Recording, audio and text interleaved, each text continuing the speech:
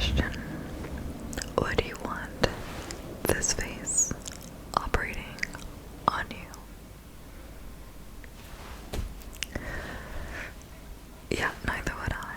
Hey guys, how you doing? Welcome back to my channel, friends. We're gonna be talking about this scary looking guy and the even scarier things that he did to his patients. Out of control, totally out of control, and a total system failure. Literally at the end of this, I was like, is this a joke? Is this a joke? I wish it was. I wish it was. Let me tell you what happened. Let's get into this crazy story. Alright, so we are talking about Christopher Duntsch. So he is a former American neurosurgeon. He was born in Montana and spent most of his youth in Memphis, Tennessee. His father's name is Donald, and he's a physical therapist and a Christian missionary. And his mother, Susan, was a school teacher, and he is the oldest of four. So Christopher originally went to university to play football, although he trained so hard and he tried his absolute best. His best wasn't good enough. His teammates said that he lacked talent, so eventually he returned back to his home state to attend University of Memphis. So after his failed football career, he decided to take up his studies in medicine. He completed his residency, and when he completed his residency, he participated in about 100 surgeries. Now, typically for neurosurgery, students participate or residents participate in over 1,000 surgeries, okay? He was suspected multiple times of being under the influence of cocaine while operating during his 4th year of residency training, and was sent to a program for impaired physicians.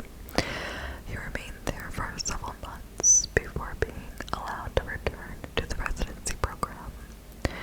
Several of his friends recalled him going to work after a night of doing drugs, with one of them saying that he would never, ever allow Chris to operate on them.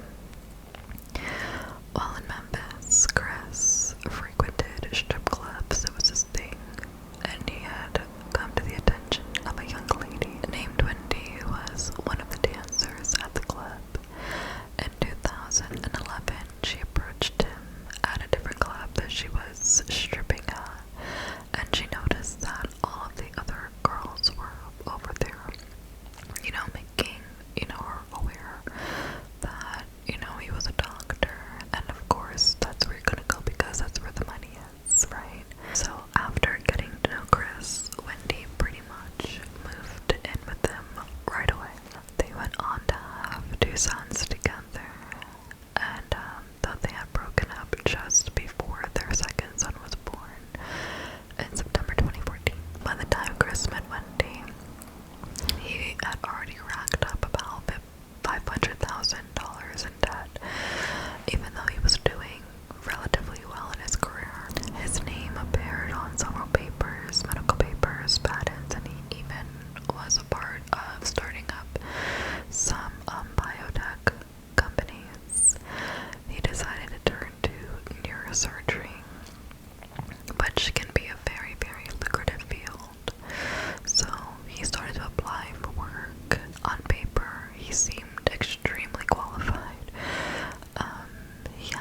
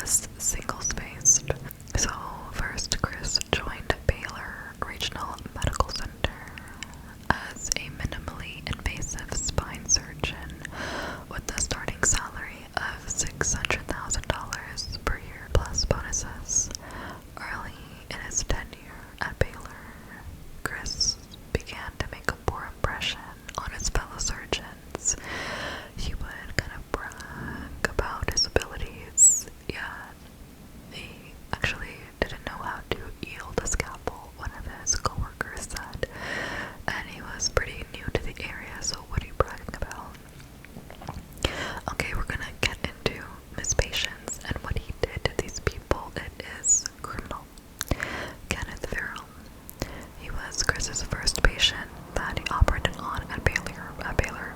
He was left with chronic pain after Chris operated on the wrong part of his back due to the debilitating pain.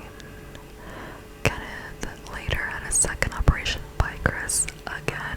This operation was meant to relieve the pain caused by the first surgery. Instead, he was left paralyzed in his legs, went into rehabilitation, and was able to learn how to walk again. But he couldn't walk more than 30 feet and couldn't stand for very long before having to sit back down again. The next victim was Lee Passmore. He is a medical investigator. Lee experienced chronic pain and limited mobility after Chris cut out a ligament which technically or normally wouldn't be touched during this kind of an operation, and he misplaced hardware in his spine, and he placed a screw which kept the hardware in place in an incorrect location in his spine and stripped the thread so that it couldn't be removed. Even if Chris had not stripped the threads, he placed a screw in a location that would have caused Lee to bleed out if it had been removed. Vascular surgeon Mark Hoyle, who assisted with the operation, later recalled that Chris seemed oblivious to considerable bleeding, and he became so disturbed by Chris's actions that at one point he had to physically restrain him, and he later told Chris to his face that he was a very, very dangerous person, and Chris's behavior led Mark to wonder about his sanity. That's scary. Kelly Martin, she was undergoing a routine, she was undergoing a routine back operation when Chris cut through her spinal cord, and massive amounts of blood, began to come out because he severed an artery. But despite this, he continued to operate, and, even though he saw that she was losing lots of blood, and an anesthesiologist warned him about this blood loss, and he refused to acknowledge that anything was wrong. He just kept operating like, oh, it's fine, it's normal. And, this was hindering the ICU's, team efforts to save her. When Kelly awoke from the anesthesia, she was screaming and clawing at her legs, forcing the ICU team to re-anesthetize her. Chris also stayed out in the ICU waiting room, writing notes rather than attending to the patient, even after Kelly went into hemorrhage cardiac arrest. Kelly ultimately bled to death.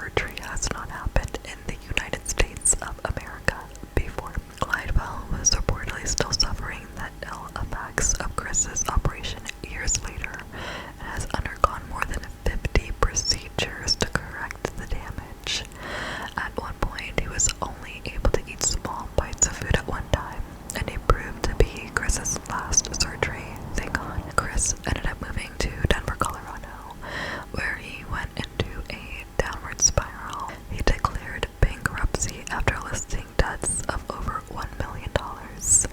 He was arrested for a DUI in Denver and taken in for a psychiatric evaluation in Dallas during one of his visits to see his children, and was arrested in Dallas for shoplifting.